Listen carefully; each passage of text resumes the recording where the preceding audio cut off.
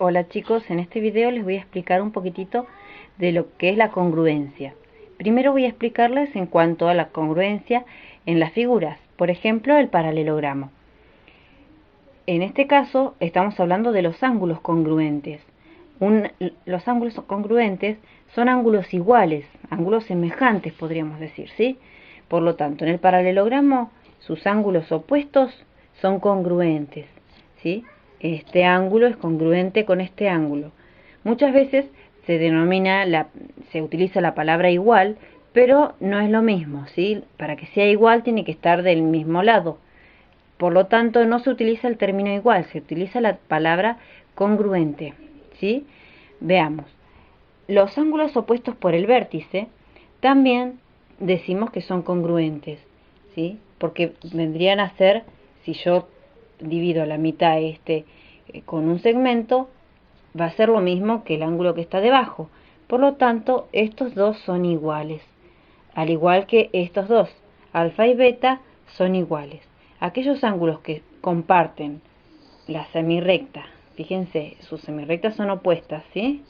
Esta semirrecta es opuesta con esta semirrecta. Vendrían a estar como en espejo, por lo tanto, estos dos son iguales, ¿sí?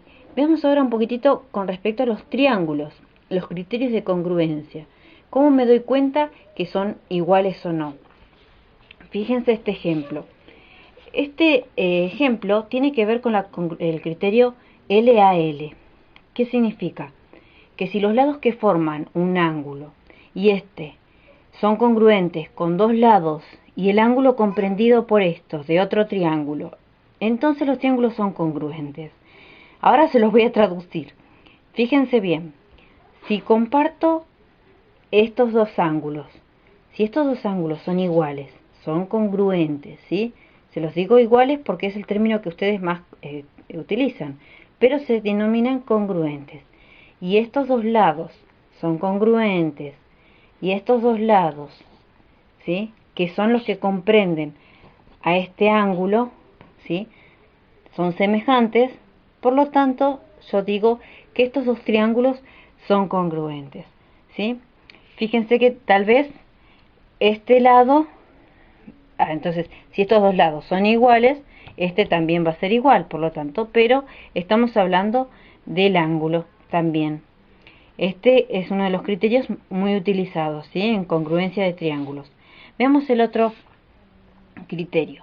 Este criterio tiene que ver con que si dos triángulos son congruentes, pero si tienen respectivamente dos lados y el ángulo opuesto al mayor de ellos, fíjense, estos dos lados son iguales y el ángulo opuesto al mayor, o sea, estamos viendo de que este es el lado mayor y que este es el ángulo opuesto, es el que está enfrentado, al igual que este. Fíjense, el lado mayor, ¿sí? Comparte, tiene un ángulo opuesto y estos dos ángulos son iguales, quiere decir que estos dos triángulos también son congruentes, ¿sí?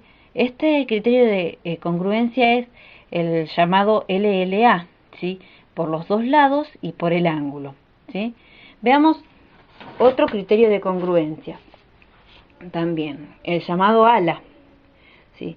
Este criterio me dice que si dos ángulos y el lado entre ellos, o sea, si dos lados y el ángulo entre ellos son respectivamente congruentes con estos, por ejemplo, estos dos lados son congruentes. Fíjense que este es congruente con este y que este es congruente con este. Y estos ángulos, que son los que forman esos dos lados, son congruentes, entonces los triángulos también son congruentes, ¿sí? Recordemos de que la palabra congruente tiene que ver con criterios de semejanza, con cosas que comparten y que a la vez es lo mismo, ¿sí?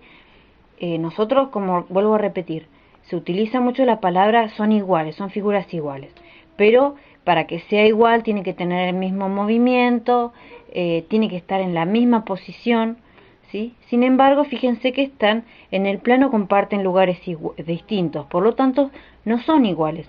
Para que dos figuras sean iguales tienen que compartir el mismo plano, ¿sí? El mismo lugar en el plano. Por ejemplo, si A, C, B, yo puedo ponerle E, F y D, ¿sí? Y están en el mismo lugar, ahí serían iguales, pero si no, se dice que son congruentes. Bueno chicos, espero que lo hayan entendido. Nos vemos en el próximo video.